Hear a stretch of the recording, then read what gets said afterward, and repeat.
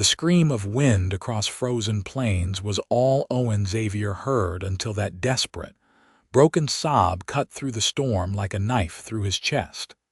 He pulled his horse to a halt, squinting through the blizzard that had descended on the Texas panhandle with cruel suddenness. It was February 1876, and Owen had been riding for 3 days straight from Laredo, hoping to reach the small settlement of Mobetty before the weather turned. He had failed. Snow fell in thick curtains around him, and the temperature had dropped so fast his breath hung in clouds before his face. His gelding stamped nervously, ears pricked toward something Owen could barely make out through the white haze. Then he saw her. A dark shape huddled against a twisted juniper tree, black dress stark against the snow, no coat visible, shoulders shaking with cold or grief or both. Owen dismounted quickly, his boots crunching in the fresh powder as he approached with careful steps, not wanting to startle her. "Madam." His voice was rough from disuse. He had not spoken to another soul in days. She did not look up. Her hands were pressed against her face, and her bonnet had slipped back to reveal dark hair plastered to her head with melting snow. She was going to freeze to death out here. They both were if he did not get them to shelter soon. "Madam, you cannot stay here. The storm is getting worse." This time she lifted her head slightly. Her face was pale, lips tinged blue, eyes red-rimmed and swollen. She could not have been out here long or she would already be dead, but it had been long enough. She looked at him with an expression so empty it made his throat tighten. "Please," she whispered, "just leave me. Cannot do that." Owen crouched down beside her, keeping his voice steady. "Where is your horse, your wagon?" She just shook her head, a small, defeated gesture. Fresh tears spilled down her frozen cheeks. "I walked. I just walked until I could not any more." Owen glanced around quickly. No signs of a homestead nearby, no smoke, no shelter except the pitiful cover of the juniper. The nearest place he knew of was an old line shack about 2 miles west, built years ago when this had been open range for cattle drives. If it was still standing. "Can you ride?" She did not answer, just stared at him with those hollow eyes. "Madam, I need you to listen. We will both die if we stay here. I know a place we can shelter. It is not far, but you have to get on my horse." "I am broken," she said suddenly, her voice cracking. "I cannot be fixed. I do not want to be saved." The words hit Owen harder than they should have. He had heard them before from his own mouth in his own mind during the long dark years after the war, after everything had fallen apart, after he had lost everything that mattered. "So was I," he said quietly, meeting her eyes. "But you are not dead yet, and neither am I. So we are going to keep breathing. Come on." Something in his tone must have reached her because she let him help her to her feet. She swayed badly, and he had to wrap an arm around her waist to keep her upright. She was thin under the wet dress, shaking violently. He stripped off his heavy coat and draped it over her shoulders before she could protest, then lifted her onto his horse. The cold bit through his shirt immediately, but he had been colder. He swung up behind her, pulling her back against his chest and taking the reins. "Hold on," he told her, and urged the gelding forward into the storm. The ride to the line shack took forever and no time at all. Owen kept his arms tight around the woman, trying to share what warmth he had left. She did not speak, barely moved except for the constant shivering. He talked to her anyway, keeping up a steady stream of words to make sure she stayed conscious. "My name is Owen. Owen Xavier. I have been riding up from Laredo for a cattle job that probably does not exist anymore, given this weather. 3 years I worked ranches down south, saved every penny. Thought maybe I would find something better up north. Stupid timing, heading out in winter." No response, but he felt her shift slightly against him. "What is your name?" For a long moment he thought she would not answer. Then, so quietly he almost missed it, Nora Carmichael. Good to meet you, Nora, though I wish it were under better circumstances. A sound that might have been a bitter laugh escaped her. There are no good circumstances anymore. Before he could respond, the lined shack appeared through the snow like a ghost. It was still standing, barely, walls weathered and roof sagging, but it had 4 walls and a door. Owen dismounted and helped Nora down, then led his horse around to the small lean-to attached to the side. The structure was half collapsed, but it would block some wind. He unsaddled quickly, grabbed his bedroll and saddlebags, and got Nora inside the shack. It was not much warmer inside, but at least they were out of the wind. The single room was empty except for an old iron stove in the corner and a rough wooden bench against one wall. Owen settled Nora on the bench and immediately set about getting a fire going. There was a small stack of ancient wood beside the stove, dry and brittle, probably left by the last cowhand to use this place years ago. He built the fire with practiced efficiency, coaxing it to life with shaking hands. Once flames were crackling in the stove, he turned his attention to Nora. She had not moved, was still wrapped in his coat, staring at nothing. Her dress was soaked through, her hair dripping. He needed to get her warm and dry or pneumonia would kill her as surely as the cold. Nora, I need you to listen. Your dress is wet. You have to get out of it or you will not warm up. She did not react. I have a spare shirt in my pack. It is dry. I will turn around, give you privacy, but you need to change. Still nothing. Owen scrubbed a hand over his face, then dug through his saddlebag and pulled out his extra shirt and his only pair of clean pants. They would be too big for her, but they were dry. Please, he said, holding them out to her. I will not look. Finally, slowly, her eyes focused on him. She took the clothes with numb fingers. Owen turned his back immediately, facing the door, listening to the rustle of wet fabric behind him. It took a long time. When she finally spoke, her voice was small. I am finished. He turned back. She looked like a child in his oversized clothes, the shirt hanging to her knees, pants rolled up several times at the ankles. Her dark hair hung in wet ropes around her face, but her eyes had lost some of that terrifying emptiness. She was present again, aware. Owen spread her wet dress over the bench near the stove to dry, then unrolled his bedroll on the floor close to the heat. It was a single blanket, meant for one person, but it was better than nothing. Sit here, he said, gesturing to the bedroll. Get close to the fire. Nora obeyed without argument, sinking down onto the blanket and drawing her knees up to her chest. Owen sat beside her, not too close, and they both stared at the flames in the stove. Outside, the wind howled and snow hissed against the walls. Thank you, Nora said after a while. You should have left me. No, I should not have. You do not understand, maybe not. But I know what it is like to want to disappear, to feel like everything is gone and there is nothing worth staying for. She turned to look at him, really look at him for the first time. He was probably 30 or so, lean and weathered, with dark hair and darker eyes that held their own shadows. Stubble covered his jaw, and there were lines around his mouth that spoke of hard years. What happened to you? She asked. Owen was quiet for a moment. He rarely talked about it.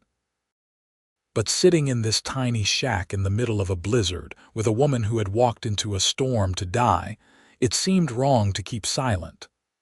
I fought in the war, came home to nothing. My family was gone, our farm destroyed. I tried to rebuild, but I had nothing left in me. Drank too much, fought too much, nearly ate a bullet more than once. Spent 3 years wandering, doing whatever work I could find, never staying anywhere long. Only in the last year or so did I start feeling like maybe I wanted to live after all. Nora's eyes had filled with tears again. My husband died 4 months ago, pneumonia. We had a small farm outside Mobity, just the two of us. We had only been married 2 years. I thought we would have forever. I am sorry. I tried to keep the farm going, I did, but I could not do it alone. I lost everything. The bank took it all 2 weeks ago. I had nowhere to go, no family, no money. I have been staying in town, doing laundry and mending for pennies, sleeping in a room above the general store. But today was my husband's birthday. He would have been 25, and I just could not bear it anymore. I walked out of town and kept walking until I could not walk anymore. Owen understood that impulse, that overwhelming need to escape pain, even if it meant escaping life itself. He also understood that simply surviving was not the same as living. He had been surviving for years before something changed. "What made you want to live again?" Nora asked, as if reading his thoughts. "A woman in a town in South Texas. I was drinking in a saloon looking for a fight, hoping someone would put me out of my misery. She was the owner's wife, tough as nails. She threw me out, told me I was wasting perfectly good air that better people could be breathing. Then she offered me a job mucking stables. Said if I was determined to wallow in manure, I might as well get paid for it." Despite everything, Nora's lips twitched slightly, almost a smile. "I took the job," Owen continued. "Worked for them for 6 months. They treated me decent, gave me food and a place to sleep, did not ask questions. Slowly, I started feeling human again. Started thinking maybe I could have a future. So I saved my wages and decided to head north, try for a fresh start. And instead you found me. Instead I found you. And tomorrow, when this storm clears, we will ride to Mobity and you will have a fresh start too." Nora shook her head. "I have nothing. No skills except keeping house, no prospects. I am 22 years old and my life is already over." "Your life is not over. It just changed in ways you did not expect. Trust me, I know how that feels." They fell silent again. The fire crackled, the wind howled, and gradually the small space warmed up. Owen dug into his saddlebags and pulled out some jerky and hardtack. Not much of a meal, but it was what he had. Nora ate a little, though she seemed to have no appetite. As the hours passed, exhaustion caught up with both of them. "You should sleep," Owen said. "I will keep the fire going." "Where will you sleep?" "I will be fine. I have slept in worse places." But Nora was already lying down on the bedroll, her eyes drifting closed. Within minutes, her breathing had evened out. Owen watched her for a moment, this broken woman he had pulled from the snow, and felt something stir in his chest. Not attraction, not yet, but recognition. They were the same, he and Nora, both survivors of losses that had shattered them. Both struggling to find reasons to keep going. He fed more wood into the stove and settled against the wall, wrapping his arms around himself for warmth. It was going to be a long night. The storm raged for 2 days. Owen and Nora were trapped in the line shack, dependent on each other for survival and, increasingly, for conversation. At first, they spoke little, both too worn down by their respective griefs. But as the hours stretched on, the silence became uncomfortable, and talking was better than dwelling on the cold and their uncertain situation. Owen learned that Nora had grown up in Missouri, the daughter of a shopkeeper. She had met her husband, Daniel, when he came through town as part of a wagon train heading west. It had been love at first sight, or so she thought. They married quickly and settled in Texas, full of dreams about building a life together. For 2 years, they had been happy despite the hard work and isolation. Then, Daniel caught a cold that turned into pneumonia, and within a week he was gone. "I did not know what to do," Nora said on the second day, sitting cross-legged on the bedroll while Owen whittled a piece of wood into kindling. "Everyone said I should go back to Missouri, but my parents died while I was in Texas. I have a brother somewhere in California, but I have not heard from him in years. Texas was my home. Daniel was buried there. I could not just leave. But you lost the farm. I could not keep up with the payments. I tried, but a woman alone cannot work a farm the way a man can. The neighbors helped when they could, but they have their own problems. When the bank foreclosed, I thought maybe I could start over in town, but there is no work. Not real work. Men do not want to hire a widow when they have wives and daughters who need jobs too. Owen nodded. He had seen it before, women left destitute by circumstances beyond their control. The West was supposed to be a land of opportunity, but it was also brutal and unforgiving. "What will you do when we get to Mobity?" he asked. Nora shrugged, her expression distant. "I do not know. Find some kind of work, I suppose. Save enough to move on somewhere else, maybe a bigger town with more opportunities. You could come south with me. I was planning to look for ranch work, but there are towns along the way. Maybe one of them would have something for both of us." She looked at him, surprised. "You would travel with me. Why not? We both need a fresh start. Might as well try to find it together." Something flickered in Nora's eyes, a spark of hope quickly extinguished. "You do not owe me anything, Owen. You saved my life. That is more than enough. I am not offering out of obligation. I am offering because I know what it is like to be alone and lost. Having someone to travel with, someone who understands, it might make things easier for both of us." Nora considered this, chewing her lower lip. Finally, she nodded slowly. "Maybe. Let me think about it." That night, they shared the bedroll out of necessity. The temperature had dropped even further, and huddling together for warmth was the only way to survive. Owen lay on his side facing the stove, and Nora curled up behind him, the blanket pulled over both of them. It was awkward at first, both of them stiff and conscious of the intimacy, but exhaustion won out. Owen felt Nora relax against his back, her breathing deepening, and eventually he slept too. When he woke, gray dawn light was filtering through the gaps in the walls and the wind had finally stopped. The storm was over. Nora was still asleep, her face peaceful for the first time since he had found her. Owen slipped out from under the blanket carefully and checked outside. Snow was piled high against the shack, but the sky was clearing. They could leave today. He saddled his horse and packed up their meager supplies while Nora changed back into her dress, now dry but wrinkled. She braided her hair and pinned it up, trying to look presentable, though she had no mirror to check her appearance. "Ready?" Owen asked. Nora took a deep breath and nodded. "Yes." "And Owen, I have been thinking about what you said, about traveling together. If the offer still stands, I would like to accept." Relief flooded through him, though he could not quite say why. Maybe he had not wanted to be alone again either. "It stands. We will head to Mobity, get supplies, and figure out our next move from there." The ride to Mobity took most of the day. The snow made travel slow, and they had to stop frequently to rest Owen's horse, who was carrying double. They talked as they rode, falling into an easy rhythm of conversation that surprised them both. Owen told Nora about his childhood in Virginia, about his parents and younger sister, all gone now.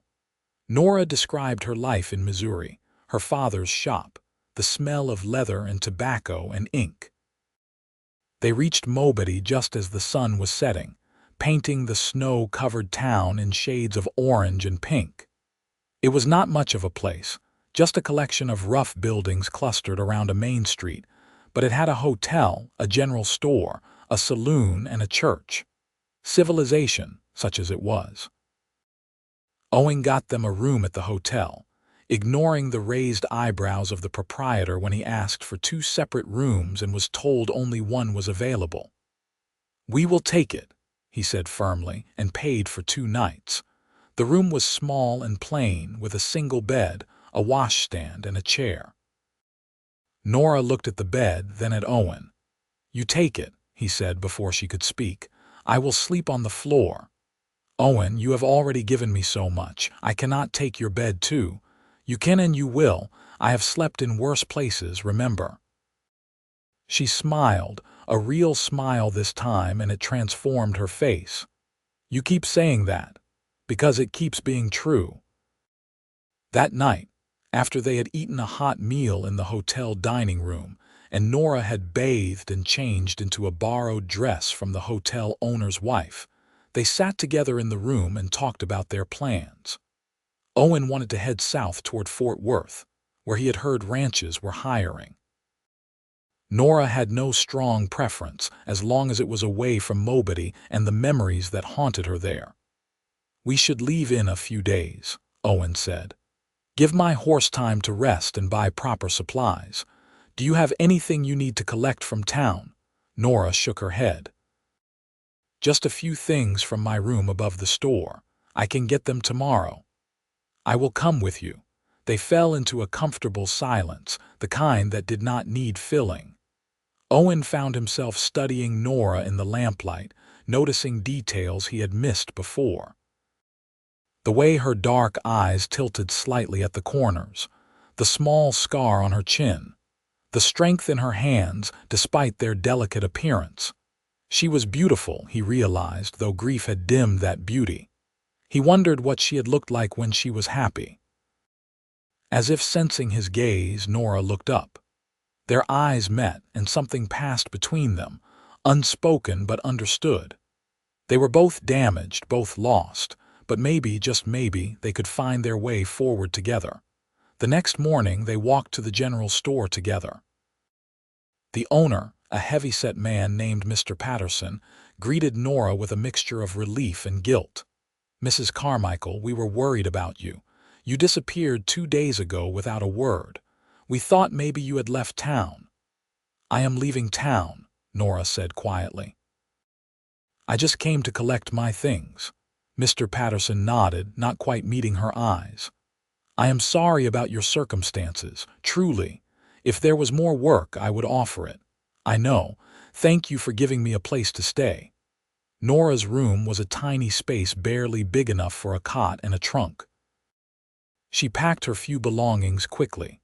A spare dress, some undergarments, a hairbrush, a small leather-bound book that had belonged to her mother. Everything she owned fit into a single carpet bag. As they were leaving, a woman stopped them on the street. She was middle-aged, dressed well, with a kind face and curious eyes. "Nora Carmichael?" she asked. "Yes, I am Margaret Winters. I heard you were leaving town. I wanted to say goodbye and wish you well. You were always kind to my daughter when she came to you for mending lessons." Nora smiled. "Emily is a sweet girl. I hope she continues to practice." "She will."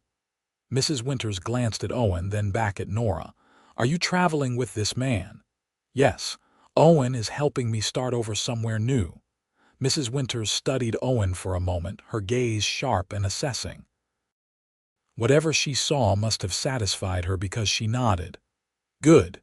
You deserve happiness, Nora. Do not let grief steal your whole life." "I will try." As they walked back to the hotel, Nora was quiet, lost in thought. Owen did not push her to talk. He understood that leaving, even when there was nothing to stay for, was hard. It meant closing a chapter, accepting that the life you had planned was truly over.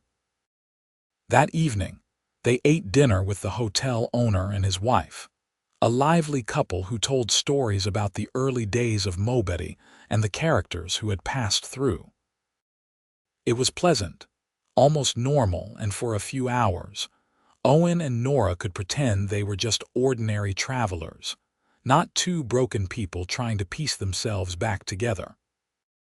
Later, lying on the floor with his coat rolled up as a pillow, Owen stared at the ceiling and listened to Nora's breathing from the bed above him. They had known each other for only a few days, but it felt longer. There was a connection between them, forged in that storm and the shared understanding of loss. He did not know what the future held, but for the first time in years, he was curious about it. They left Mobity on a cold, clear morning in late February. Owen had bought supplies, including a second horse for Nora, a gentle mare who was past her prime but steady. They rode south, taking their time, stopping to rest frequently and camp early. The landscape was harsh and beautiful, rolling plains broken by rocky outcroppings and stands of mesquite and cedar. As they traveled, Owen and Nora grew more comfortable with each other. They talked about everything and nothing, shared meals cooked over campfires, took turns keeping watch at night. Owen taught Nora how to shoot his rifle, though she was a terrible shot at first.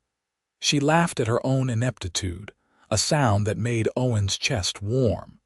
It was good to hear her laugh. One evening, about a week into their journey, they camped near a small creek swollen with snowmelt. The weather had warmed slightly, and the worst of winter seemed to be behind them. Owen caught 2 rabbits and Nora cooked them with wild onions she had found, creating a stew that was surprisingly good. "You are a good cook," Owen said, scraping his plate clean. "Daniel always said the same thing." Nora's expression grew distant. "I miss him. I do not think I will ever stop missing him, but it does not hurt quite as much as it did." That is how it works. The pain fades little by little until one day you realize you can think about the person you lost without it destroying you. "Is that what happened with your family?" Owen nodded. "It took years. I am not going to lie, it was bad for a long time, but eventually I could remember the good times without drowning in the grief. I could think about my mother's cooking or my sister's laugh without wanting to die." Nora leaned back against a rock, gazing up at the stars beginning to appear in the darkening sky. "What was your sister's name, Sarah?" "She was 16 when she died. Fever took her while I was away at war. My mother went 6 months later. My father had died years before, so there was no one left when I came home." "I am so sorry, Owen. It was a long time ago. That does not make it hurt less." "No," he admitted. "It does not."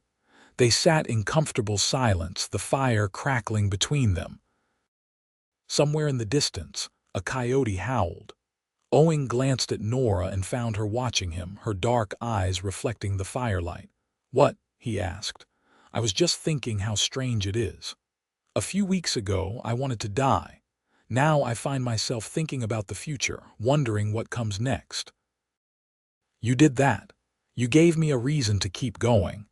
You did the same for me, whether you realize it or not. I thought I was fine, thought I had moved past the worst of it, but I was still just drifting.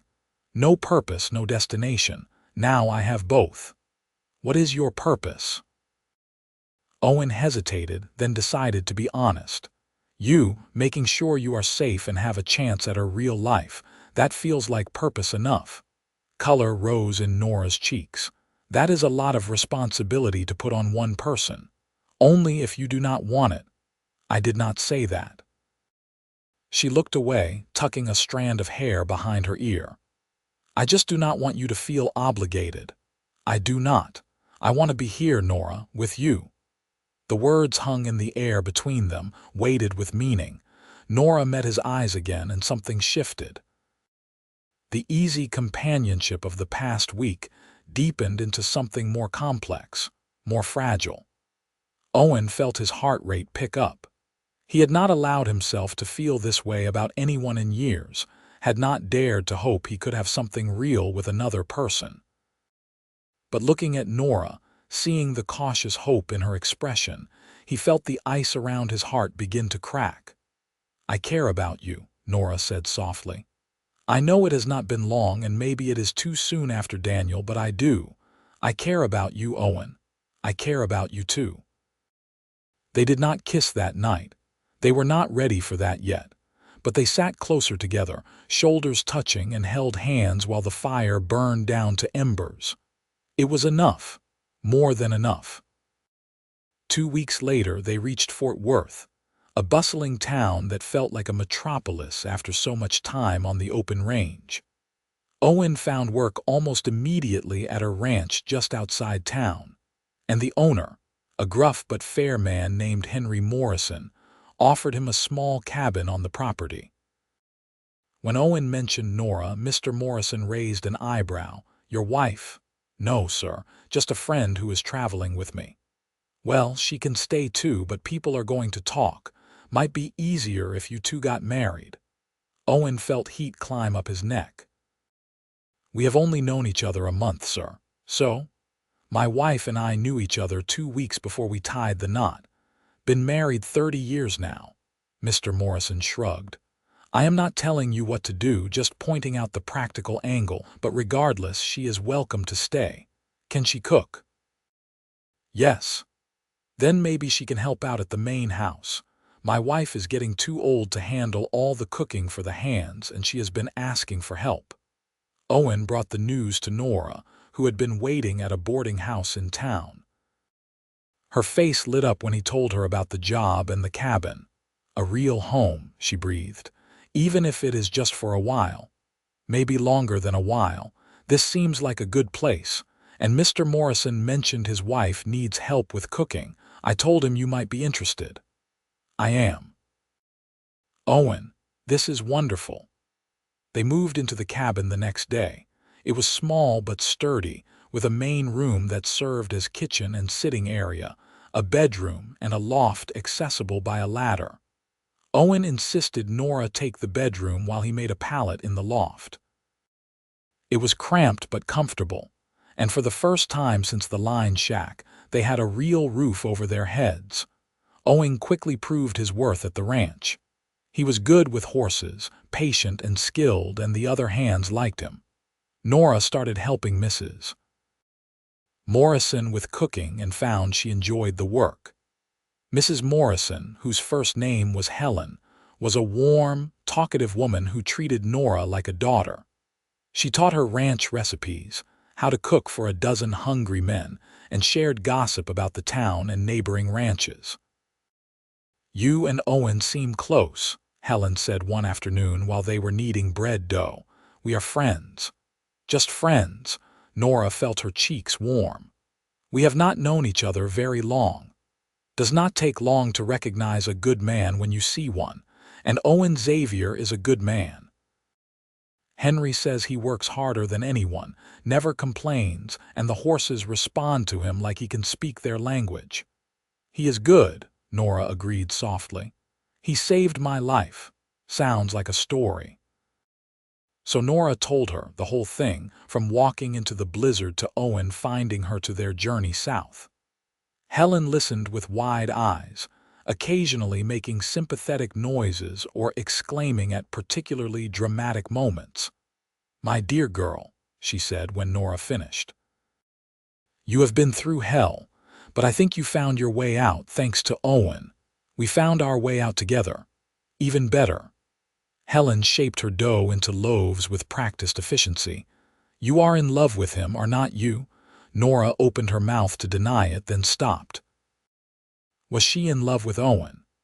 She thought about the way her heart lifted when she saw him at the end of the day, the way she felt safe when he was near, the way his rare smiles made her stomach flutter. She thought about his kindness, his steady presence, the way he understood her grief without needing explanations. "Yes," she said, the word barely above a whisper. "I think I am." "Does he know?" "I do not know. We have not talked about it. Maybe you should." But Nora was scared. Scared of being hurt again. Scared of losing someone else she loved. Scared that Owen did not feel the same way. So she said nothing and kept her feelings locked tight inside. Spring came to Texas with a riot of wildflowers and warm breezes. Owen and Nora settled into a routine at the ranch, working hard during the day and spending quiet evenings in the cabin.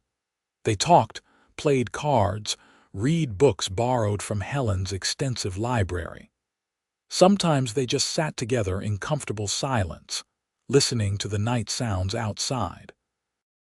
Owen was falling in love.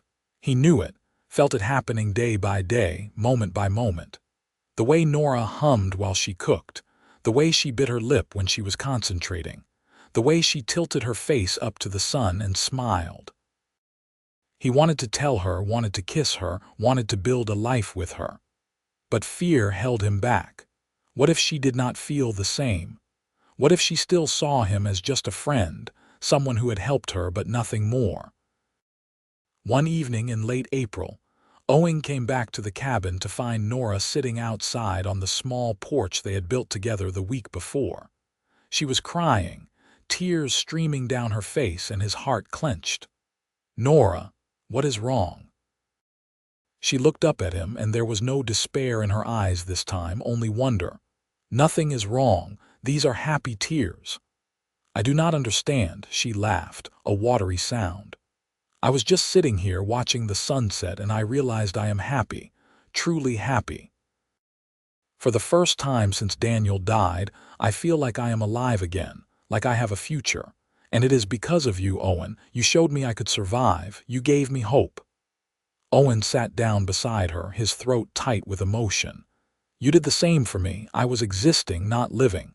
You changed that." "We changed each other." "Yes." They looked at each other, and Owen saw his own feelings reflected in Nora's eyes. Love, hope, fear, longing, all tangled together. He reached out and cupped her face gently, his thumb brushing away her tears. "I love you," he said, the words rough but certain. "I know it has not been long, and I know you might not be ready, but I need you to know. I love you, Nora. I love you too," she whispered. "I have been so scared to admit it, even to myself. But I do. I love you, Owen." When he kissed her, it felt like coming home. Her lips were soft and warm, and she melted against him with a small sigh. They kissed until they were breathless, until the sun had set completely and stars filled the sky, until they were both dizzy with happiness. "Will you marry me?" Owen asked, his forehead resting against hers. "Yes." "Yes. 1,000 times yes." They were married in the small church in Fort Worth 2 weeks later, with Henry and Helen Morrison standing as witnesses. Nora wore a simple blue dress that Helen had helped her make, and Owen wore his cleanest shirt and pants. It was not fancy, but it was perfect. When the preacher pronounced them husband and wife, Owen kissed Nora with such tenderness that Helen dabbed at her eyes with her handkerchief. The cabin became their home in truth. They added little touches: curtains Nora sewed, shelves Owen built, a rocking chair they bought from a craftsman in town. At night they lay tangled together in the narrow bed, talking and laughing and making love with gentle passion. They were healing each other, piece by piece, day by day. Owen had nightmares sometimes, terrible dreams about the war and coming home to find his family gone. Nora would wake him gently, hold him until the shaking stopped, whisper that he was safe, that she was there, that he was not alone.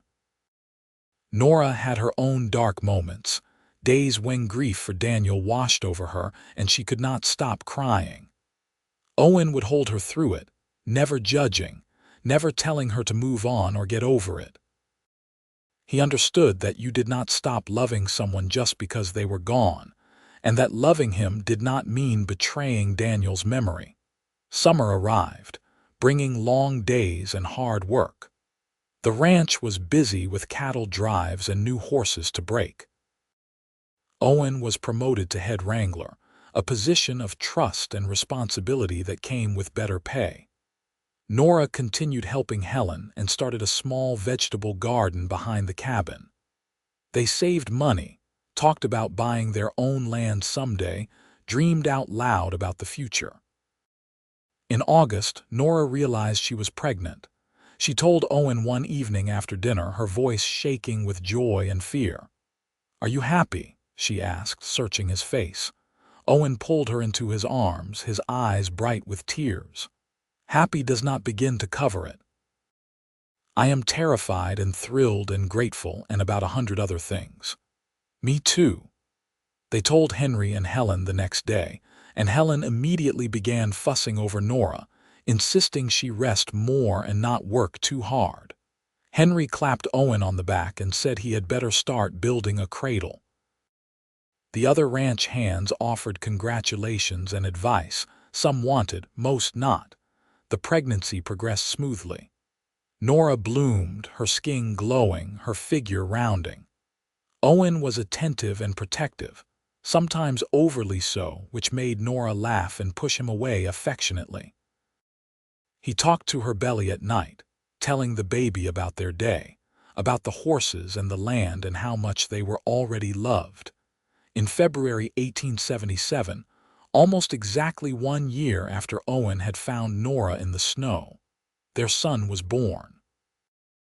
The labor was long and difficult, and Owen paced outside the cabin like a caged animal while Helen and the midwife attended to Nora. When he finally heard the baby's cry, he sank down on the porch steps with his head in his hands, overwhelmed with relief and love and terror at the responsibility of fatherhood. Helen came out a while later, beaming. "You can come in now. Both mother and baby are doing fine." Owen entered the cabin on shaking legs. Nora was propped up in bed, exhausted but radiant, holding a tiny bundle wrapped in a blanket. She looked up at Owen with such love that his heart felt too big for his chest. "Come meet your son," she said softly. Owen crossed to the bed and looked down at the baby. He was tiny and red and perfect, with dark hair and a scrunched-up face. As Owen watched, the baby's eyes opened, unfocused and dark. "Hello," Owen whispered, reaching out to touch one impossibly small hand. The baby's fingers wrapped around his thumb, and Owen felt something inside him shift and settle. This was what he had been looking for all those lost years. Purpose, family, home. "What should we name him?" Nora asked. They had discussed names but never settled on one. Now, looking at his son, Owen knew exactly what he wanted. "Daniel," he said.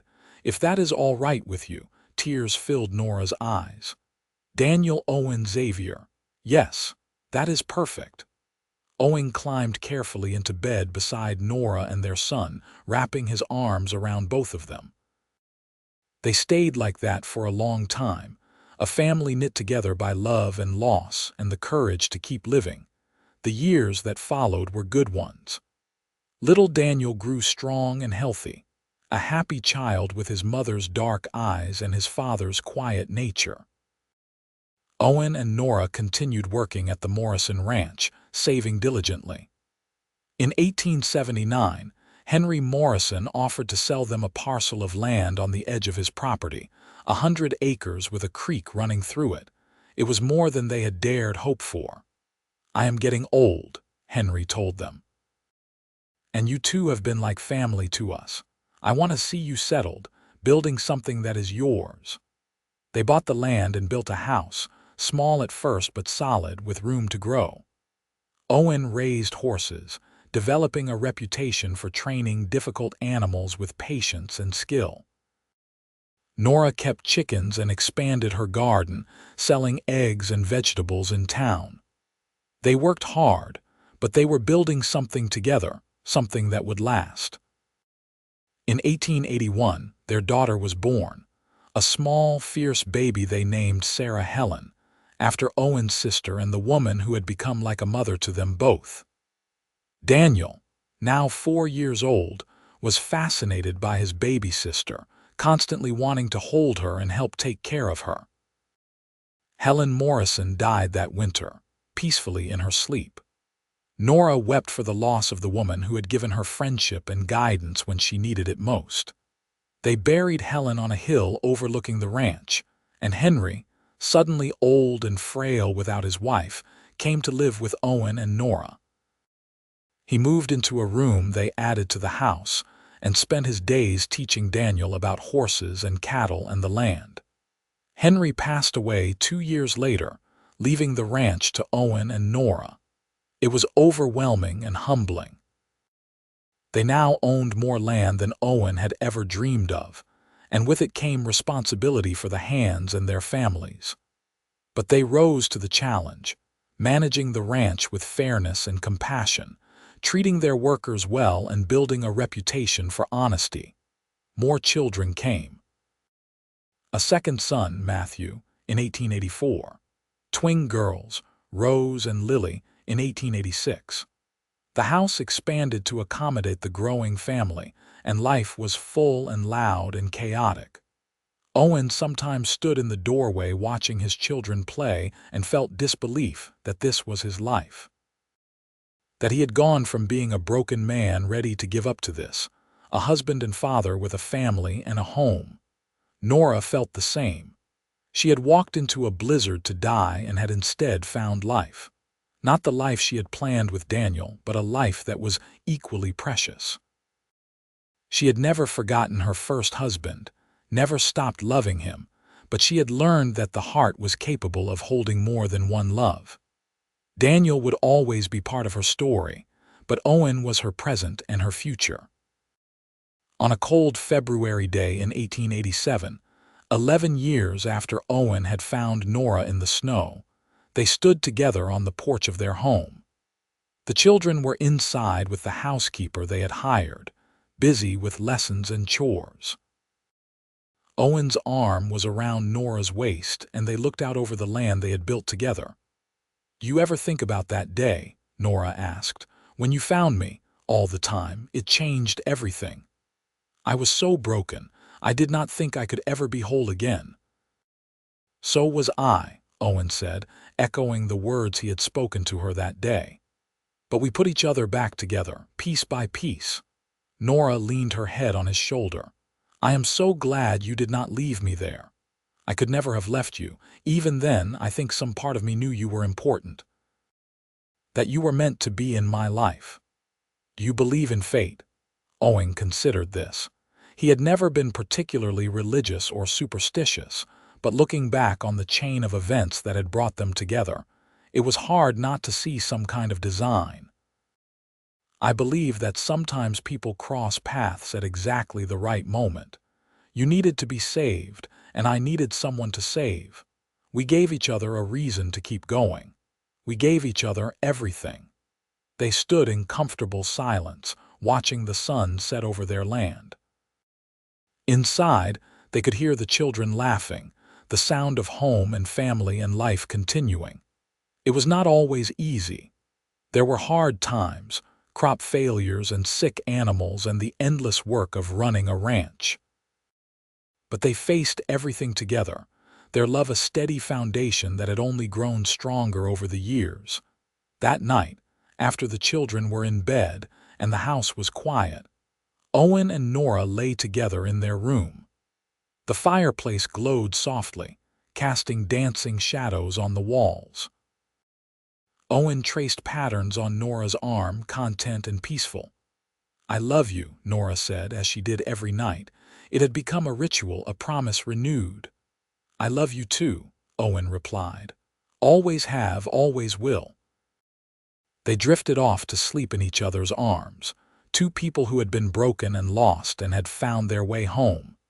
The years continued to pass, bringing joy and sorrow in equal measure. Daniel, their eldest, grew into a fine young man who shared his father's way with horses.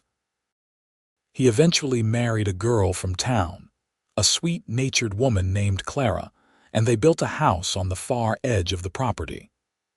Sarah followed her mother's practical nature, managing the household accounts with skill and eventually marrying a neighboring rancher. Matthew became a veterinarian, traveling to Denver for school and returning to set up practice in Fort Worth. The twins, inseparable as always, married brothers and moved to a nearby ranch. Owen and Nora grew old together, their hair turning silver, their faces weathering like the land they loved. They slowed down as the years caught up with them, letting their children take on more responsibility for the ranch. But they never stopped working entirely, never stopped being present in each other's lives. On their 30th wedding anniversary in 1907, their children and grandchildren gathered for a celebration.